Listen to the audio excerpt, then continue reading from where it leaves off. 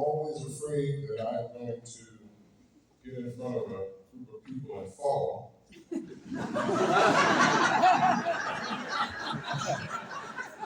So that fear is heightened.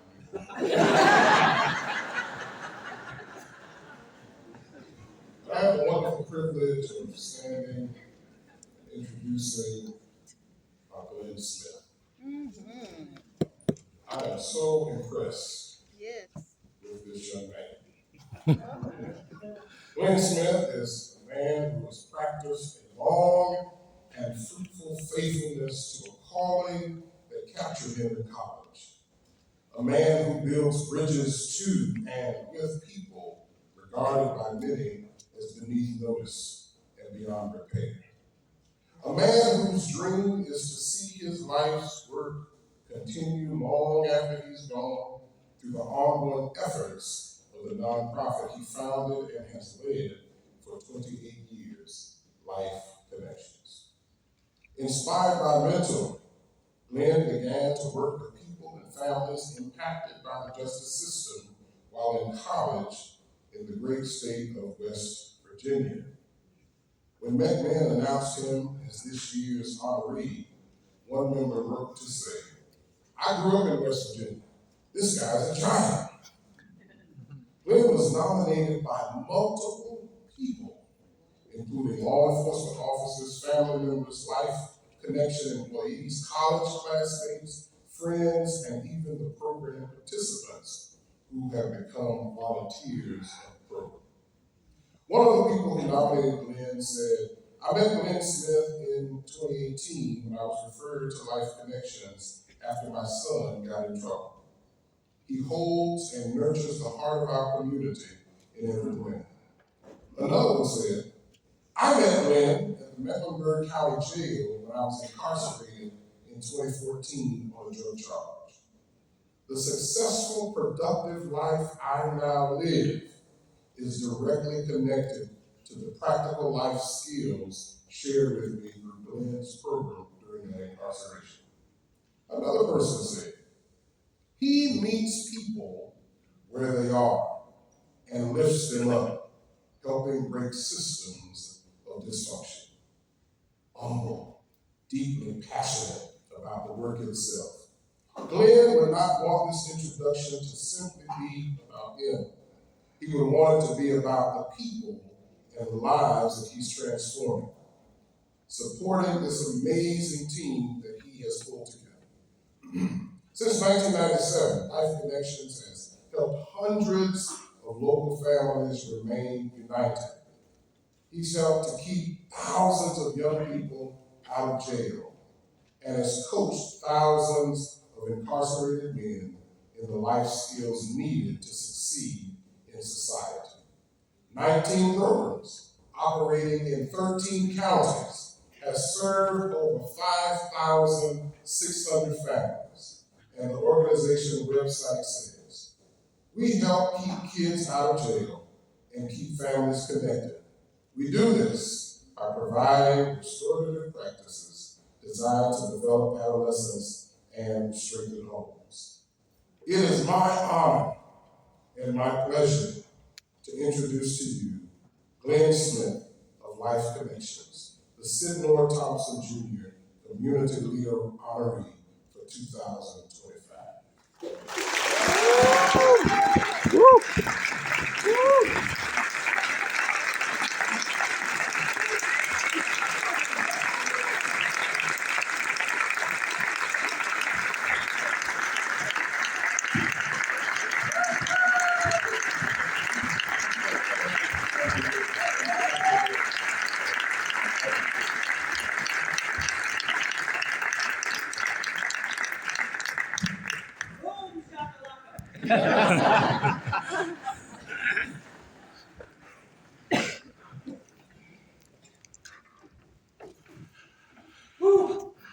All right.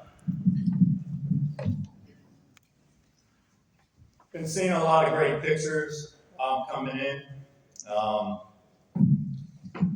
Going to share this one later on. It's my favorite.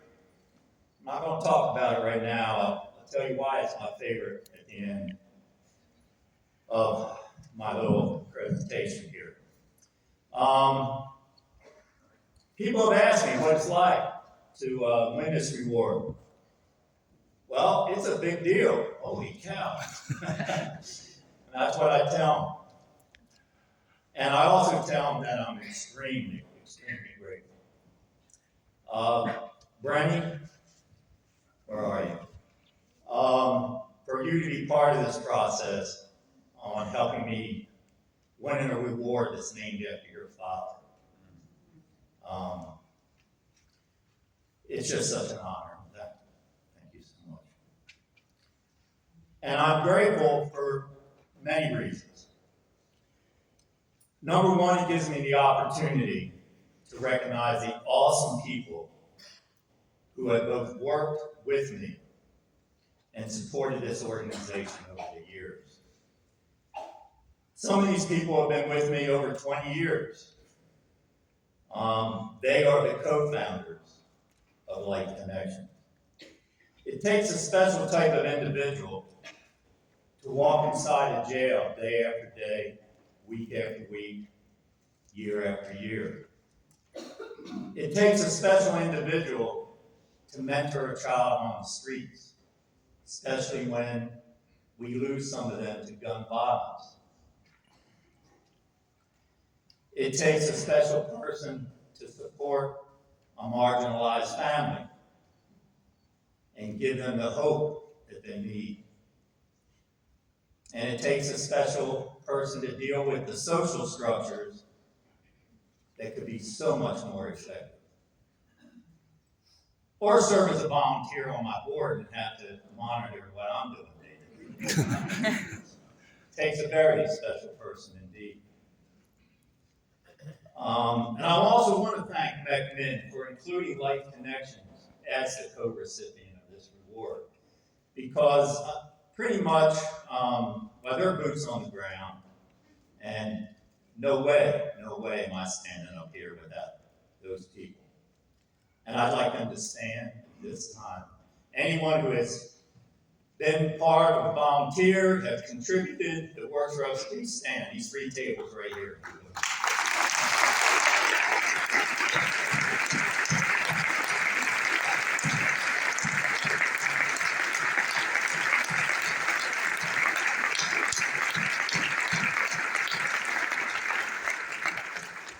Thank you so much.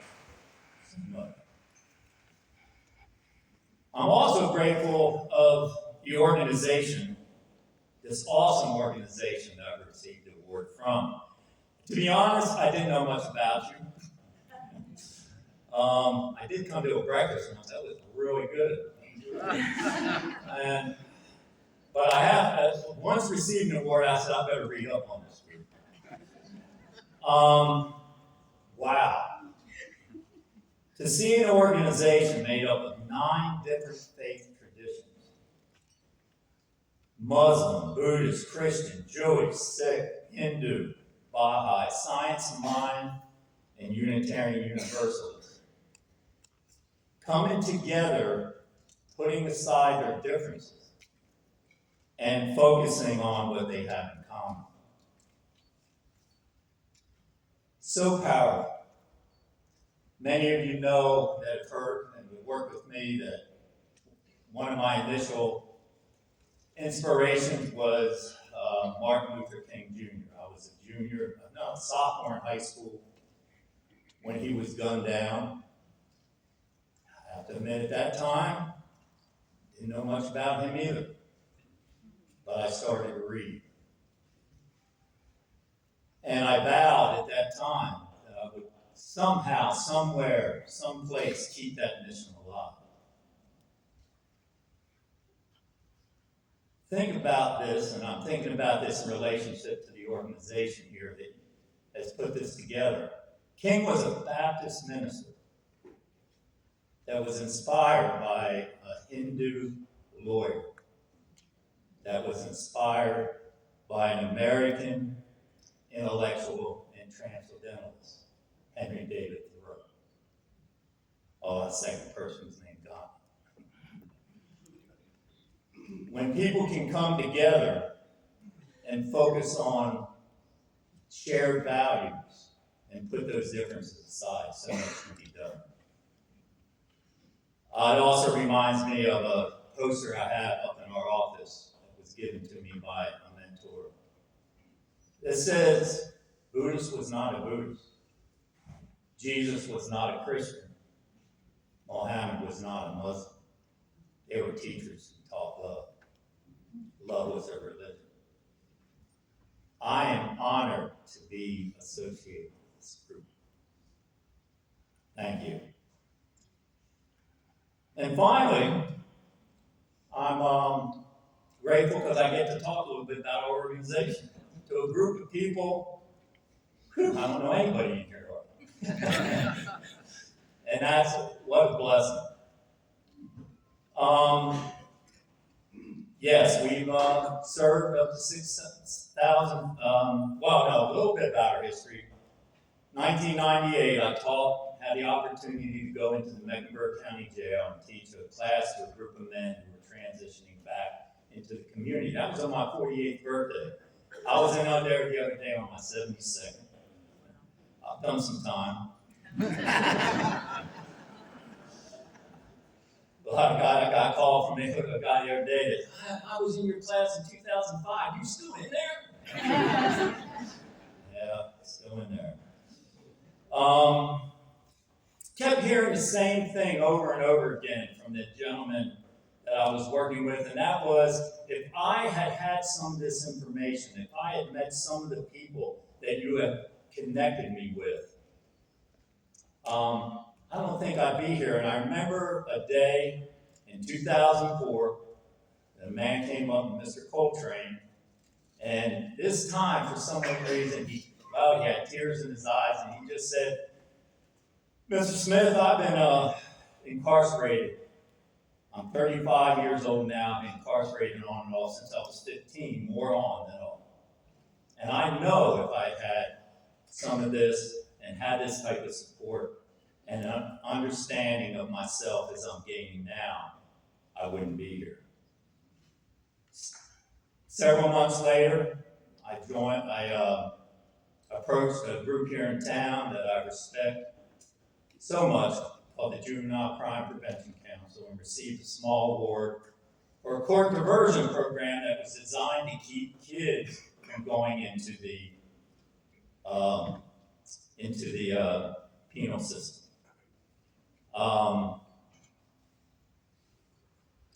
21 years later, we have had 17 programs for youth in 14 different counties. Right now, we're not quite that big, about 13 programs in 10 counties. We're the longest standing program provider in the Mecklenburg County Sheriff's Office. And 2 years ago, we started our workforce development program. We were approached by the county to start helping these individuals who were transitioning back into the community, either from jail or from some type of drug addiction or some type of trauma, homelessness, whatever, to help them get back into the workforce.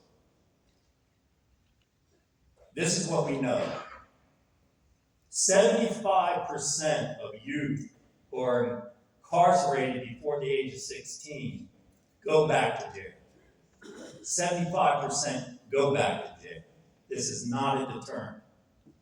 And 75% of those same kids that are in programs, I'm not the only one, programs like ours, 75% of them will never see the inside of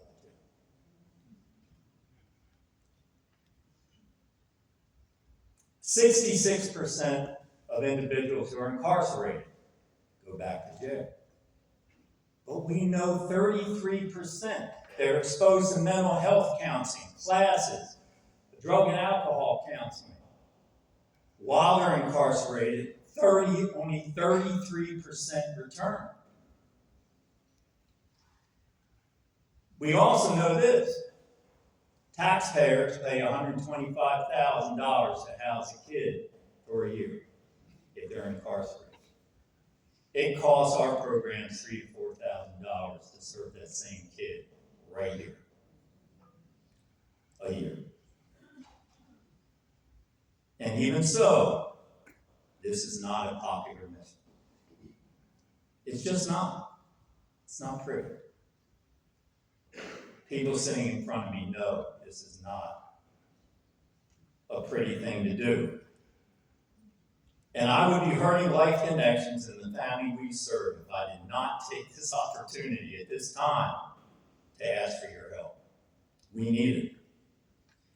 We need your support financially and with action. We need funds. We need your contacts. We also need volunteers, both boots on the ground, and to help us administratively and to put up with me and serve on our board. We will help. We'll come speak to your church, your workplace, your organization, and to your friends. Please, please, please consider us. My job, I didn't really get into this to become an executive director. It just kind of grew in that direction. But my job now is to lead what we have started sustainably. At 72, I think I only have about 20 years or so left. So I gotta hurry up. I'm running out of time. I want this to have started with me, but not ended with me. Oh, and this picture, I'm not sure you can all see it. I had taken a group of kids up to a cabin that I've fortunately been able to secure up in Hot Springs, North Carolina. I was up there with a group of mentors, a group of kids. I'm not going to say it all went smooth. These kids had never been out of Charlotte, definitely never been up in the mountains, never seen a snake, that's for sure. We convinced 4 of them to go whitewater rafting. All right?